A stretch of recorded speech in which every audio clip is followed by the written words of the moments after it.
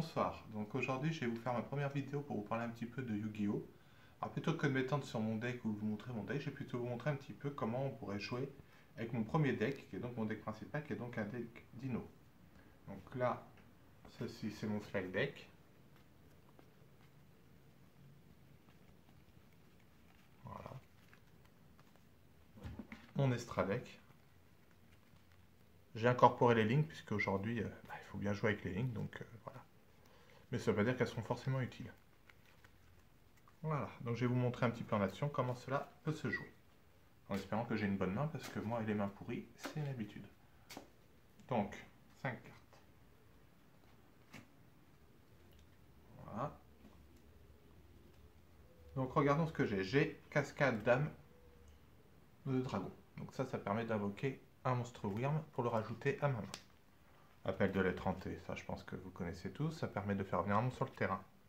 Tyranno Ultime Conducteur, une des cartes maîtresses du jeu qui permet d'augmenter son attaque, de mettre les monstres face verso et qui s'invoque en bannissant 2 monstres dinosaures depuis le cimetière. Alors lui, roi véritable, vous allez me dire mais qu'est-ce qu'il fait là-dedans? Et bien vous comprendrez tout à l'heure si j'arrive à bien faire l'enchaînement. Et terraformation pour aller chercher le terrain. Donc là, autant dire que je ne peux rien jouer tout de suite en tant que monstre. Donc première chose que je vais faire terraformation. Donc en allant chercher un terrain, je vais prendre monde perdu. Monde perdu, la spécificité c'est que les monstres qui ne sont pas dinos perdent 500 points d'attaque, et si je fais une invoque normale, je peux placer un jeton pour protéger mes monstres de effets de cartes. Mais comme j'ai pas de monstre, ça sert à rien de le faire. Ensuite, je vais faire ceci, qui est donc une carte piège, et ceci. Et je vais donc terminer mon tour. Voilà. Tour 2, je pioche. Alors, elle, soit on peut l'utiliser en tant que synthoniseur, pour faire donc une fusion, mais pour ça, il faudra déjà j'ai un monstre. Soit on peut l'utiliser pour se protéger d'un ciblage. Donc, moi, ce que je vais faire, c'est que je vais utiliser l'effet de cascade Dame de Dragon. Donc, j'allais chercher un dragon dans mon... un monstre Wyrm dans ma main.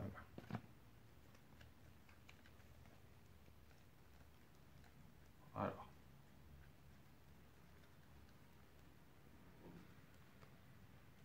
Hop, je vais reprendre un roi du désastre.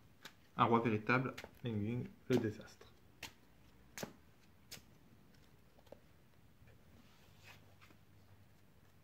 Ensuite, je vais faire ceci. Vous dire, mais pourquoi je fais ça? Je suis bête. Non, puisqu'en fait, son effet, c'est que je peux l'activer de ma main du temps que j'ai un monstre de terre en me défaussant de 2 cartes. Donc, je l'active de ma main. Ensuite, grâce à l'appel de lettre hantée, j'en fais revenir un deuxième. Et là, aux magies, Xyz. Et je fais venir roi véritable de toutes les calamités. Alors lui, il est tip top. Et autant dire qu'il va faire mal. Quand on joue, il fait mal. Pourquoi il fait mal? Je détache un matériel. Tous les monstres vont par exemple devenir terre. Ok. Sauf que les monstres terre n'auront plus d'effet. Donc autant dire pour faire des invoques spéciales et tout ça, notamment si vous avez du zodiaque en face de vous, c'est un peu ballot. Voilà. Là du coup je taperai à 3000, ce qui est déjà pas mal. Et je termine mon tour. Voilà ce que je viens de piocher, donc un monstre tout simple. Vous voyez, rien de plus... Donc ça on va dire que pour l'instant, n'ayant pas de monstre dinosaure, je ne peux pas invoquer mon Tyranno. Donc je le pose en mode attaque. Théoriquement, au tour d'après, il se fait péter. Hein. Un monstre comme ça se fait vite péter. Je remets ça, je dis un attribut, par exemple, imaginons que ce soit toujours un zodiaque chafond, je dis terre. Voilà. Comme ça, ils vont toujours dans le baba. Je repioche. Vous allez me dire, quel intérêt? L'intérêt, limite, c'est de me la faire péter. Pourquoi? Hop, j'y vais, je réattaque, bon, sachant que j'attaque quand même à 5000, et que l'autre en face, normalement, il n'a pas grand-chose pour répondre. Hop, il me la pète. Oh, mince alors, qu'est-ce que je vais pouvoir faire? Je pioche.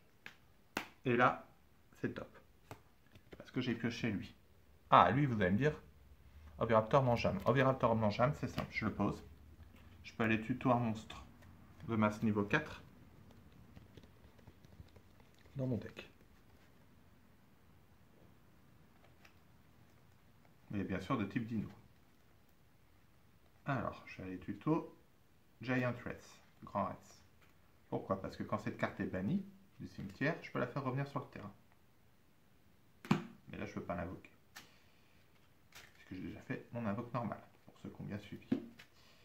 Donc, là, je peux enfin bannir mes deux monstres.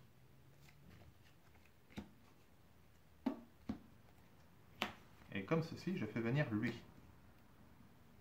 Autant vous dire que là, je me défausse de cette carte, tous les monstres passent face verso, et je détruis tous les monstres, et il se mange 1000 points par monstre. Voilà. Bon, imaginons il ait survécu à tout ça. Sachant que là, il y a quand même de la force de frappe. Hein. Lui, on va dire, allez, dans le pire des cas, il se fait péter. Je pioche. Et là, au magie, deuxième tyranno. Alors là, c'est ce qui s'appelle avoir du cul. Hein. Autant dire, je n'aurais jamais ça en tournoi. C'est que quand je suis chez moi que j'ai ça. Je pète les deux. J'ai banni, je le fais venir.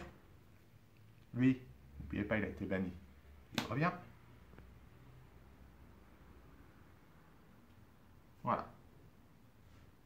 Là, autant dire que l'autre en face n'a plus du tout aucune chance. 3500, chaque monstre, 3000, 2000. C'est parti mon kiki. Voilà. N'oublions pas qu'en plus ces monstres avaient perdu 500 à cause de ça.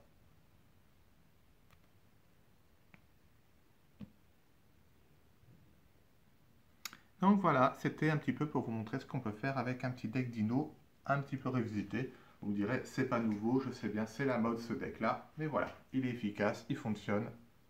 Ciao!